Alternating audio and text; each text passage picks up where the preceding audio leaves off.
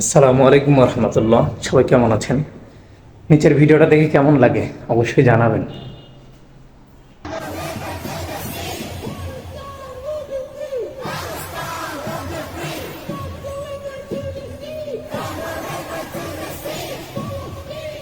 ভাই, এই অবস্থা একবার ভাবেন, বাংলাদেশ ও অন্যান্য দেশ যেভাবে খেপেছে, এই ইসরায়েলদের চিহ্ন কি দেশে এই পুরো পৃথিবীতে খুঁজে পাওয়া যাবে?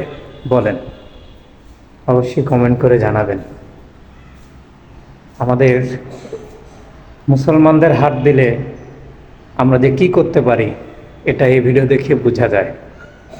যদি ইসরায়েলের দেশটা বাংলাদেশের যদি কাছাকাছি হতো না, তাহলে বুঝতে পারতো যে আমরাও কারো থেকে কম না।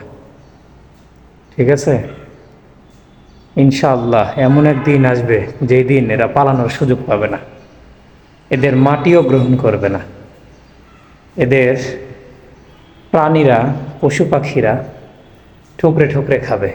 ইনশাআল্লাহ সেই দিন আসবে।